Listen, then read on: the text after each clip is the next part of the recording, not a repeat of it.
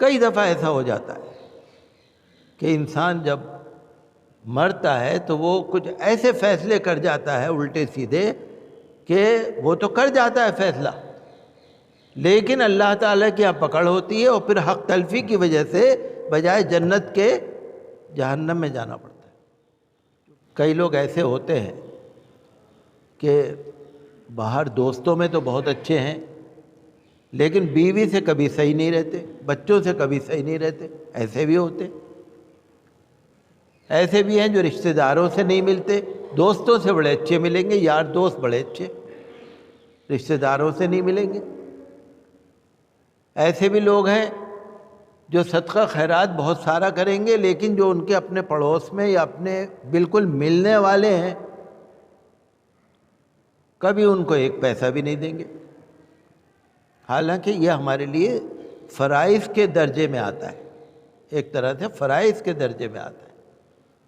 جیسے بیوی بچے ہیں، کہاں جائیں گے مانگنے؟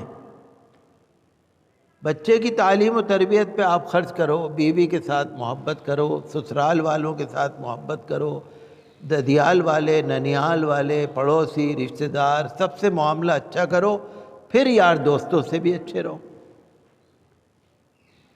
بال سے زیادہ باریک مسئلے ہوتے ہیں یہ، جیسے آپ سنتے ہیں نا، بال سے زیادہ باریک مسائل ہوتے ہیں۔ ان کو سمجھنے کے لیے انسان کو ہر وقت اللہ سے ڈرتے رہنے کی ضرورت ہے۔ میرے پاس ایک صاحب آئے تھے، کافی دن کی بات ہے، شاید 20-25 سال ہو گئے ہوں گے۔ مسئلے پوچھنے آتے ہیں لوگ، اپنے معاملات کے لیے، دعا کے لیے لوگ آتے ہیں۔ تو وہ کہنے لگے، صاحب میرے والد صاحب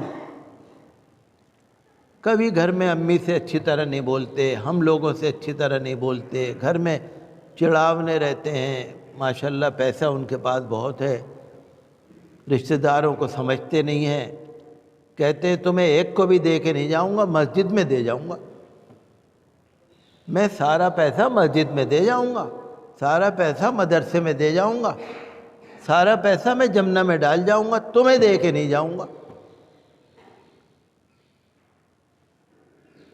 یہی چیز بس گناہ عظیم ہے، یہی چیز گناہ کبیرہ ہے۔ آپ بتائیے، جو اپنے بچوں کی یا رشتہ داروں کی یا وارثوں کی حق تلفی کرے گا، کیا اس کا پیسہ مسجد میں اللہ قبول کرے گا؟ کیا اس کا پیسہ مدرسے میں لگانے سے کوئی اس کو ثواب ملے گا؟ حضور صلی اللہ علیہ وسلم نے فرمایا کہ انسان زندگی بھر بہت نیک کام کرتا ہے، بہت نیک کام کرتا ہے، لیکن مرتے وقت ایسا کام کر جاتا ہے کہ جہنم میں جاتا ہے، مرتے وقت ایسا کام کر جائے گا۔ وہ یہی چیز ہے کہ جس وارث کا جو حق ہے وہ دینا ہے، کسی کا قرضہ لے رکھا ہے وہ دینا ہے، کسی سے معاملہ ہے وہ دینا ہے، کسی کو وعدہ ہے وہ دینا ہے۔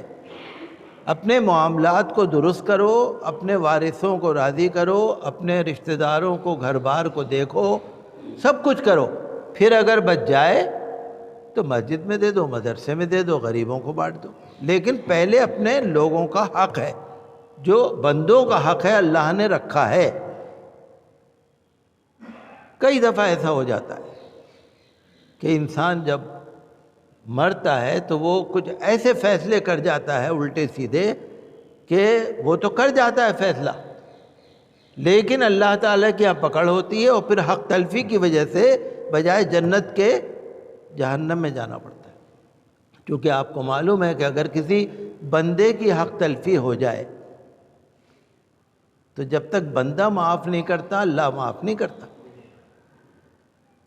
اگر کسی نے نماز نہیں پڑھی تو اللہ معاف کر دے گا، اگر کسی نے روزے نہیں رکھے اللہ تعالیٰ معاف کر دے گا، اگر کسی نے زکوٰۃ نہیں دی یا حج نہیں کیا یا کوئی تسبیح نہیں پڑھی یا ذکر نہیں کیا یا کوئی اور ایسا عبادت کا کام نہیں کیا، اگر اللہ کا حق ہے تو اللہ معاف کر دے گا، لیکن اگر بندے کا حق ہے تو جب تک بندہ معاف نہیں کرے گا اللہ معاف نہیں کرے گا۔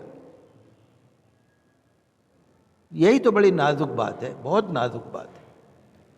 تو ہم اس قابل تو بنے کہ اللہ کا کرم ہو جائے۔ اللہ کا کرم تو آتا ہے، آئے گا، آ رہا ہے، ہر وقت ہمارے ساتھ ہے اللہ کا کرم۔ کبھی تو آزمائشیں ہوتی ہیں اور کبھی ہمارے عمل ایسے ہوتے ہیں جس کی وجہ سے ہم اللہ کی نظر میں گناہ گار ہو جاتے ہیں اور پھر اس کی سزا ہمیں ملتی ہے۔ تو یہ بہت بہت سمجھداری کی بات ہے کہ یہ کس طریقے سے ہمیں زندگی گزارنی ہے، اور اس کے لیے بہتر طریقہ یہ ہے کہ حضور اکرم نور مجسم صلی اللہ علیہ وسلم نے جو حکم دیا ہے ویسے کرو، بس کوئی مشکل نہیں۔ آپ قرآن شریف پڑھیے، قرآن شریف کا ترجمہ پڑھیے، قرآن شریف کی جو تفسیر ہوتی ہے مختصر وہ پڑھیے، حضور صلی اللہ علیہ وسلم کی حدیثیں پڑھیے، اور اس کے مطابق جو شریعت کی گائیڈ لائن ہے اس کے مطابق عمل کریے۔ بہت آسان کام ہے، کوئی مشکل کام نہیں ہے۔